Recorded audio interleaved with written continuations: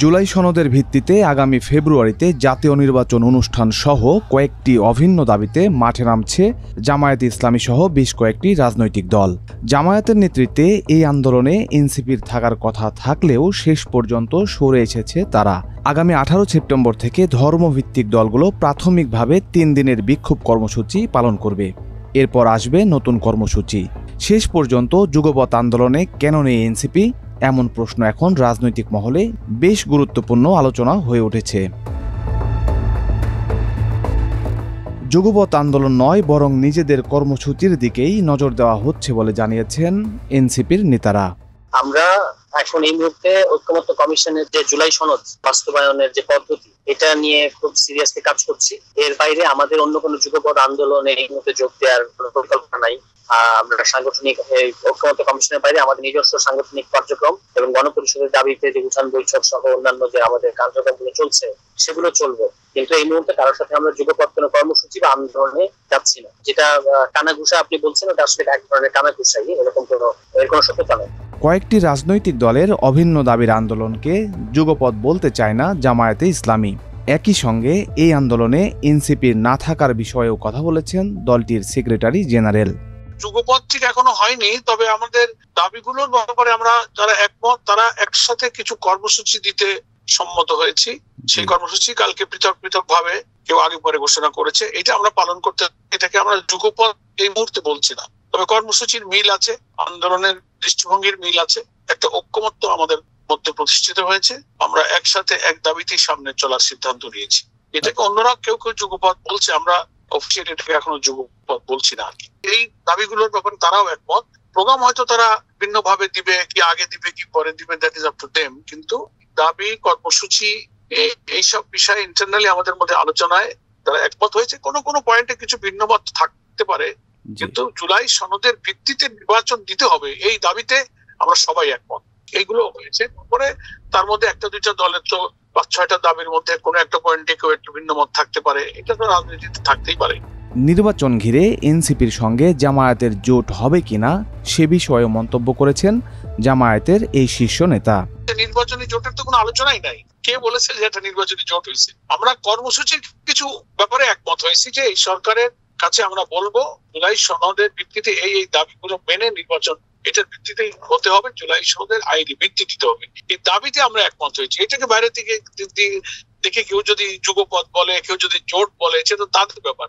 আমরা কি কখনো বলেছি যে আমরা এক জোট? আমরা তা বলিনি। আমাদের মধ্যে একটা আন্ডারস্ট্যান্ডিং হয়েছে। এইটা নির্বাচন সামনে আসতে সময় আছে, আসলে অনেক মেরুকরণ হবে, পোলারাইজেশন হবে, অনেক কিছুই হলে সেটার জন্য অপেক্ষা করতে হবে। সামনে যা হবে সবাই দেখবে।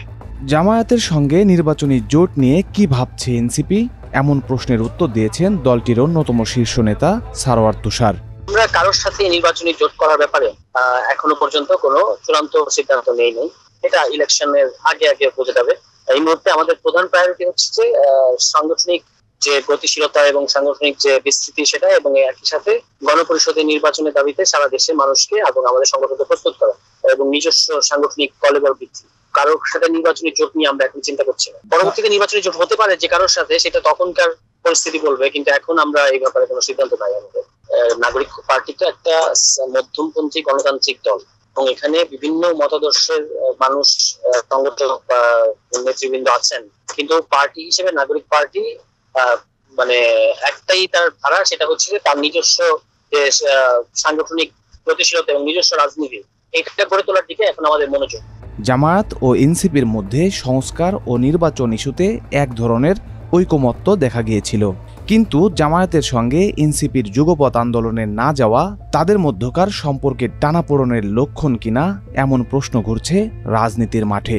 বিএনপি যা চায় তার সঙ্গে এনসিপি বিরোধী থাকে, বিএনপি কিন্তু বিব্রত করার এটা একটা বিরাট সুযোগ ছিল যে আমরা তাহলে এখন যে তিনটা দল, আসলে দুইটা দল, খেলাফতের কোনো বিল নেই। ইসলামী আন্দোলন আর জামাত, ইসলামী আন্দোলনের ভালো একটা সাপোর্ট আছে, ইসলামী আন্দোলন আর জামাত দুইটা মিলে। তার সঙ্গে এনসিপি যোগ হতো তাহলে কিন্তু বিএনপি বিব্রত হতো, বিএনপি চাপের মধ্যে পড়তো। কিন্তু সেটা তো এনসিপি যায় নাই, না যাওয়াতে তা বোঝা যাচ্ছে সে বিএনপি কে বিব্রত করতে চাচ্ছে না। বিএনপি কে বিব্রত না করলে তার লাভটা কি? নিশ্চয়ই কোনো লাভ আছে, তারা ওদের সেই লাভের দিকে, সেই লাভের আশা আছে। আমার ধারণা আমার ধারণা জামাত, আমার মনে হয় যে এনসিপি হয়তো জামাতের সঙ্গে সেই নেগোসিয়েশনে গিয়েছিল যে আমাদের কটা সিট দিবা কিনা, হয়তো জামাত ভাবে প্রত্যাশিত ভাবে রাজি হয় নাই, সম্ভবত তারা অন্যদিকে মন দিচ্ছে, এটা হতে পারে। আমার মনে হয় এটা আসলে ভোটের যে ঐক্যটা হবে, ভোটের যে ইকুয়েশনটা আছে সেটাকে সামনে রেখে এগুলো হচ্ছে, আমার ধারণা।